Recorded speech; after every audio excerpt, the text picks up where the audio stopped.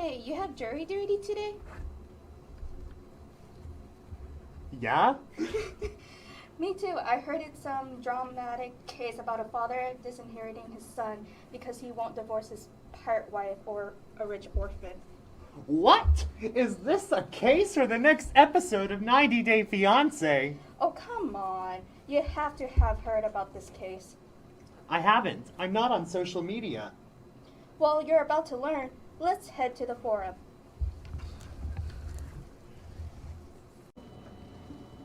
Are we the only two jurors?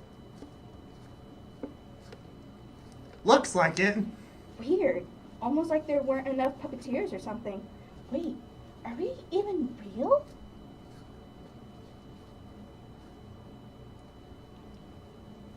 Ahem. Oh, the exordium is about to begin. Who is that old man? That's Scipio, the advocate for the son and the pirate's daughter. That's all they could afford? Well, give him a break. He has lost his inheritance.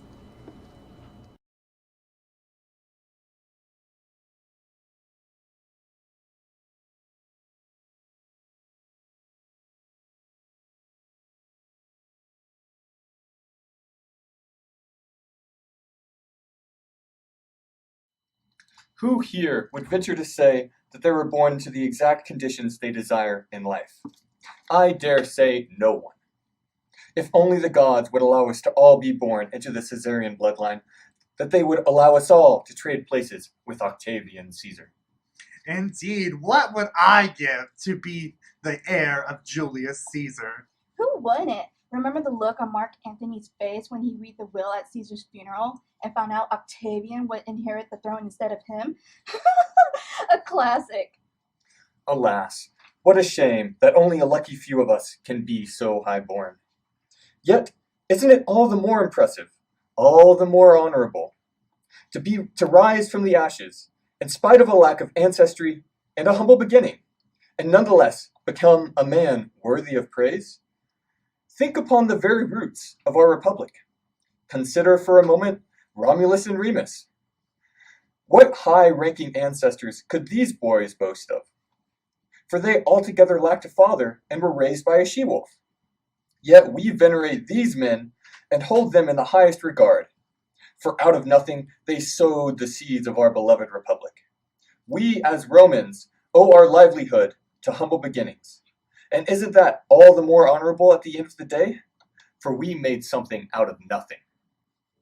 As we Romans like to say, the beginning of all things are small. Yes, one should be proud of humble beginnings because it makes greatness even sweeter. Therefore, it is not the irreversible conditions into which one is born that make the man. Rather, it is what one does with those humble beginnings that proves the man they are. Who would disagree that deliberate actions more accurately bespeak one's character than a background they have no control over?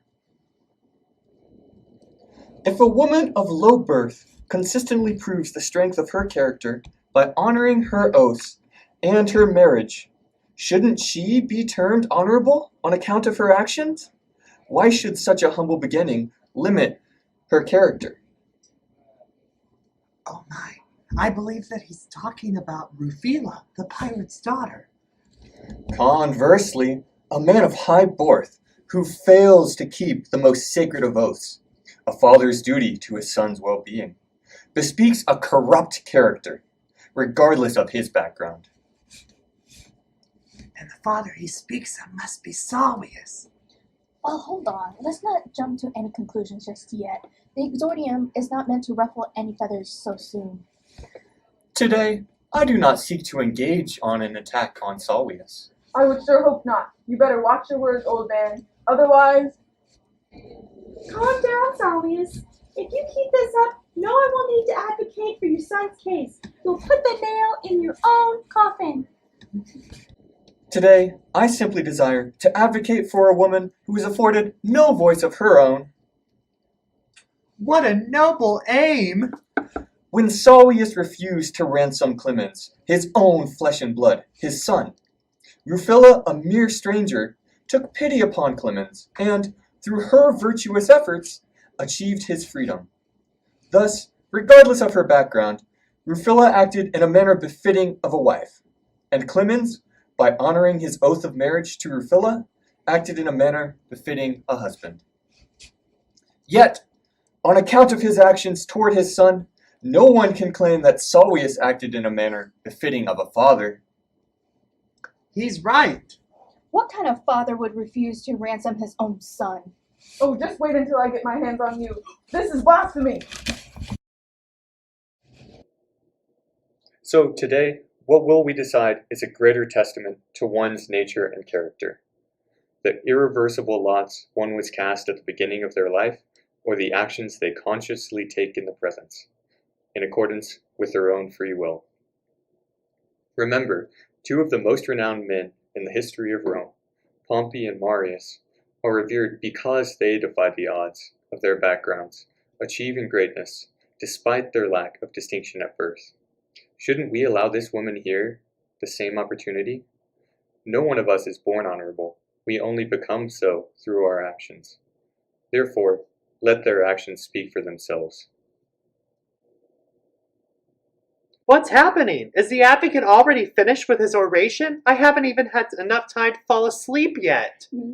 No, shh. Raphaelia is about to take over the deliver the narration portion of the oration. She's probably going to try and make us cry with some sob story. Well, she won't get me. I'm tear-free since 63 BC.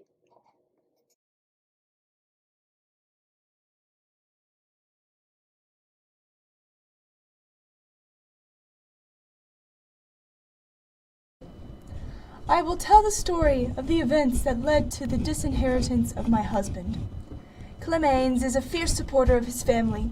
He is also a man of his word. Last summer, Clemens embarked on a solo journey by sea to find business to support his father, Salvius. Salvius was in financial debt due to his long-term gambling addiction. Clemens tried to help his father quit gambling to save their family from ruin, but alas, Clemens was unsuccessful. So Clemens set sail to find work as a last resort to save his father. Unfortunately, Clemens was captured by my father, who recognized that Clemens was vulnerable as a solo sailor. Gambling? That is so last century. You're telling me? What came next was unexpected. You see, I have lived my life as a member of my father's crew. This was not the life I chose. This was the life I was given by birth. Clemens was the first man who saw me for me. He saw me as more than a scoundrel, as more than the pirate chief's daughter. Clemens wrote to Salvius and pleaded that his father pay his ransom, and Salvius refused. Clemens was heartbroken. His own father couldn't save him. After all, Salvius was the reason Clemens set sail in the first place. At this point, I realized my love for Clemens was more powerful than my life at sea. I made an oath to Clemens, sealed by love. I promised to help Clemens escape my father's captivity if Clemens promised to take me ashore and marry me. He agreed. Scandalous! After carefully planning our escape for weeks, Clemens and I successfully returned to land and were married. We were now bound not only by our love, but by a legal oath as well. We were free. When Clemens was reunited with his father, Salvius was surprised to see his son, but he was pleased. When Clemens asked his father why he didn't pay the ransom for his freedom, Salvius responded that he just didn't have the money. Oh, that's cold. That was the extent of the discussion. Salvius never disapproved of me as his son's wife. Salvius even thanked me for restoring Clemens' freedom. Clemens and I lived happily and in love until Salvius suddenly found a more advantageous wife for Clemens. Lucia, a citizen of our community, was recently orphaned. Consequently, Lucia inherited her family's fortune. Salvius began forming a platonic friendship with Lucia, and eventually insisted that Clemens break off our marriage and marry Lucia instead. It was not until Lucia became eligible for marriage that Salvius insisted that I am unfit as a wife and daughter-in-law. Action. How dare you? I was always suspicious of your intention, you gold digger. Whoa! Before Lucia, Salvius often praised me for becoming a fine young woman and wife, despite being raised by pirates. Clemens refused to end our marriage as his father ordered, because Clemens made an oath to me. So Salvius disinherited our family. Tell them, Rufilla. It's time. Well, we weren't planning to make this information public yet, since it's still early. But I suppose it's necessary to my testimony. You see, Clemens and I are expecting a baby, a son. What? Salvius knows we are with child, yet he still seeks to break apart our marriage. What? Salvius already abandoned one son when he refused to pay the ransom for Clemens' freedom, and he intends to abandon his grandchild by splitting up his parents. Salvius clearly has no regard for his son and his son's family. Rather, Salvius is after Lucia's inheritance. Salvius has lost his right to exercise power over Clemens through paternal authority. Thank you for your time. Holy sh! I'm convinced Team Rufila. Whoa, slow down. We don't even know what the argument of defense is going to use. Time for the partition.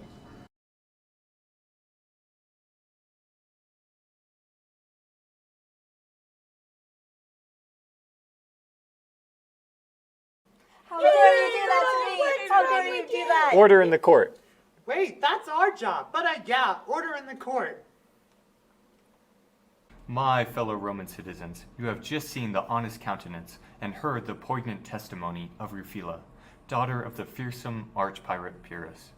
Pyrrhus, one of the most wanted men across the Mediterranean, a veritable scourge on Rome's welfare and public safety. For real, the Pierce guy sure is scary. I'm just shaking in my boots just thinking about him. We all long for the day when Pyrrhus is brought to justice, when no more fathers and sons are torn apart by his rampant kidnappings. But my dear jury, we must not allow our mutual hatred of Pyrrhus to cloud our judgment of this case, and especially not our assessment of Rufila, who detests the actions of her father more than any of us. Those whom I defend, Clemens and Rufila, are both entirely victims in the situation, and we will demonstrate that they are worthy of not only their legally rightful inheritance from Salvius, but of general goodwill and praise. For there is no man truer to his word and more loyal to his filial obligations than Clemens. We would all attest that the filial obligations tying father and son are a sacred compact. The father has been wizened by his years and must pass on his wisdom and the traditions of our republic to his son. The son is obligated to fulfill the wishes of his father and carry on our traditions. For the entirety of his life, Clemens upheld his end of the compact, obeying Salvius's wishes and bringing his family fortune and good standing. I wish my son was like that. All he does is sit around in his cubiculum and read scandalous poetry by that punk Ovid. It was in his endeavor to fulfill his father's wishes that Clemens was captured by Pyrrhus, and it was at this point that Salvius failed in his duties as a father, treating his paternal contract like a xylospongium and wiping his butt with it. Ew, gross. Clemens was forced to trust his fate to someone else, fortunately to Rufila. We will demonstrate that after Clemens and Rufila escaped and wed, with no help from Salvius, Clemens' obligations to his new family, including his soon-to-be child, vastly outweigh his obligations to wed an orphan of Salvius' choosing. Moreover, is it not suspect that Salvius demanded Clemens to divorce so soon after the orphan lost her parents, rather than immediately upon Clemens' return? Manifestly, Salvius is not acting to serve the best interests of his child or grandchild, but to engorge his own greed and public position. Thus, it is not Clemens who is shirking his responsibilities as a son, but Salvius his responsibilities as a father. If anything, Clemens should immediately be entrusted to his father's inheritance, not removed from it. I'll let Clemens convince you of this fact himself. Ooh, here comes the Wonder Boy himself. Say, doesn't he look like Caesar? Nah, I don't see it.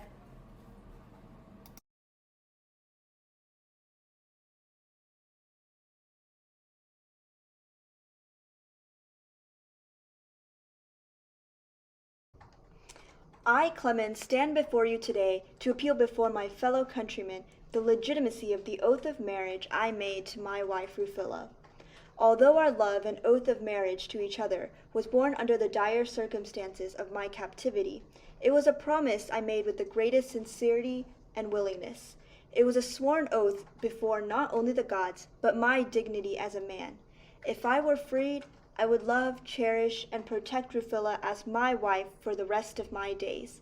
I know that by keeping my word, I am choosing to do what is most honorable. After all, a man keeping his word is a tie that even the pirates respect. Well, then isn't duty also a sacred oath between father and son? That is a valid question, but it is important to ask yourself, which oath holds greater weight? I became my father's son, not on my own accord, but by simply being born.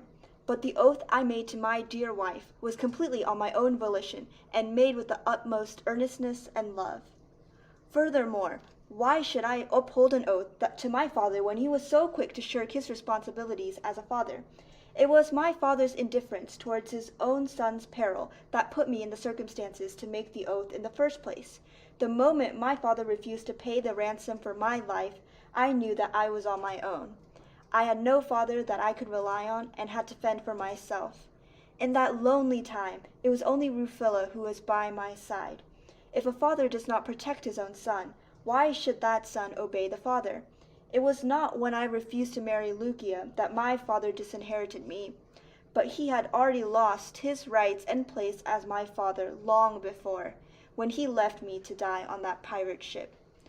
As Rufilla stated, I too will soon become a father to a child of my own, and I have sworn to myself that I will never repeat the neglect of my own father and will be a better father to my children than I ever had.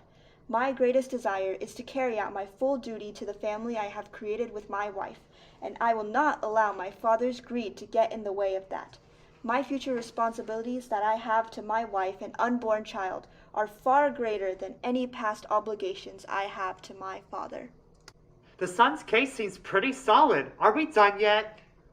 No, of course not. The son has to refute his father's assumption about their marriage.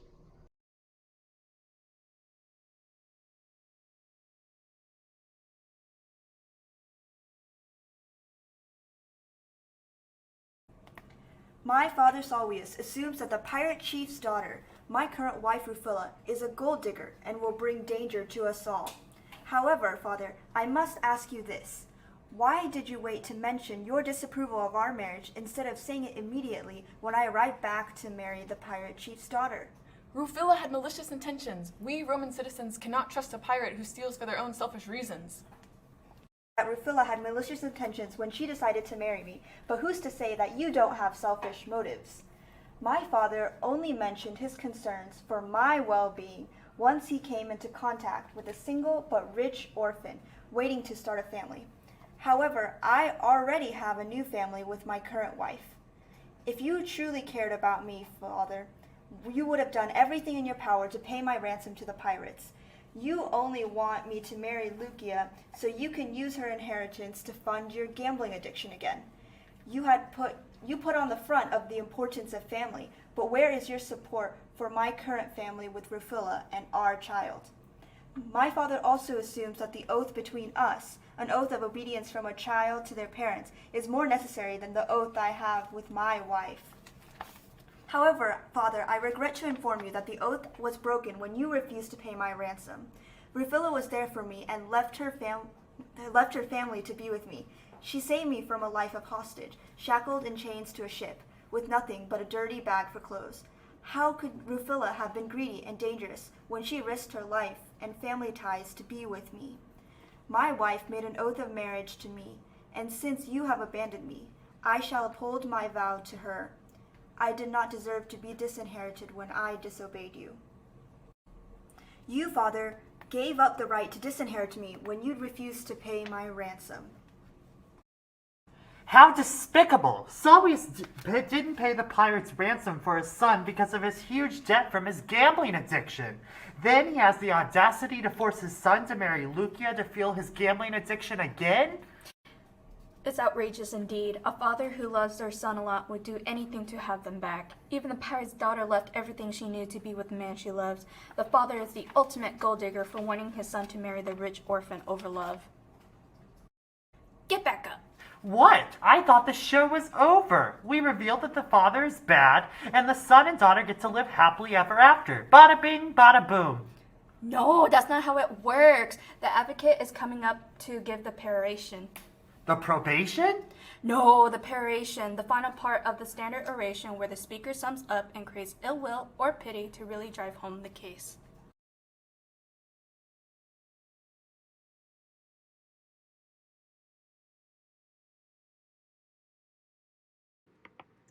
Solway stands here today with an empty case. He gave up the rights of fatherhood when he refused to pay the ransom or work out any negotiation to free his son.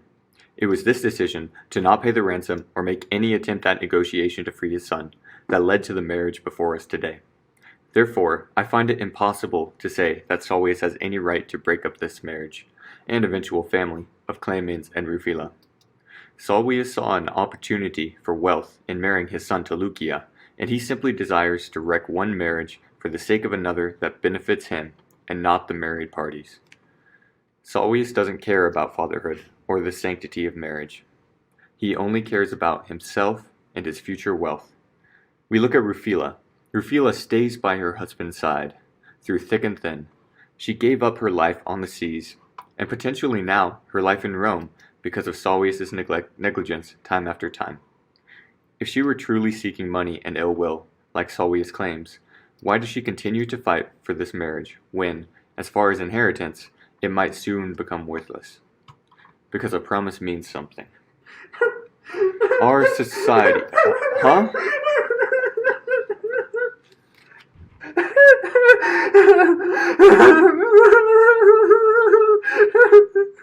Good grief.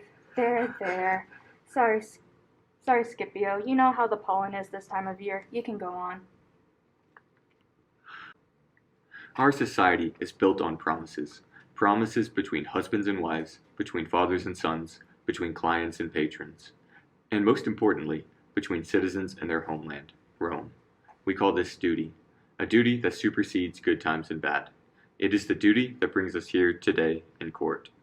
A duty, a promise, to preserve the underpinnings of our society built upon promises. Obviously, the tie of a father to his son was not important to Solway, for he refused to fight for the return of his son through paying a ransom or any kind of negotiation. He simply left him for dead. Why must Clemens now uphold his end of the bargain when his father failed to keep his and left his son to fend for himself?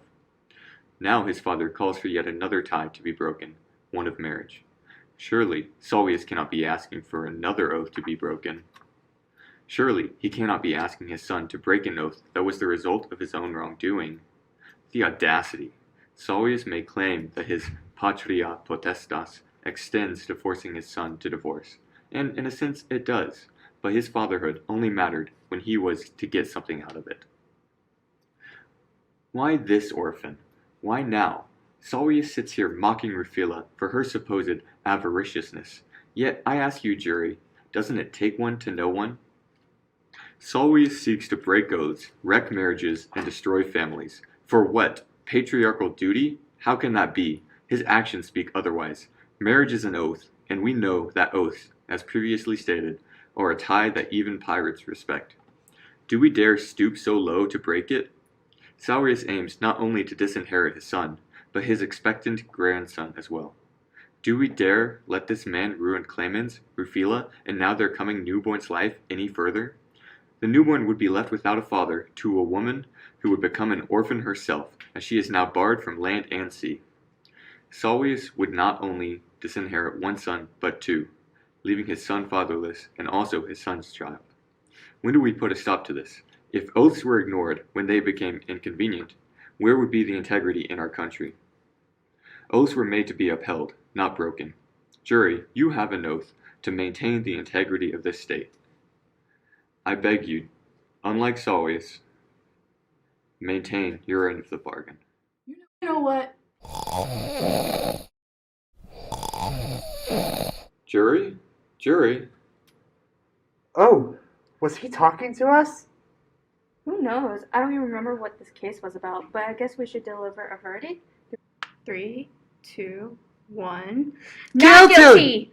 You're like, What are you talking about?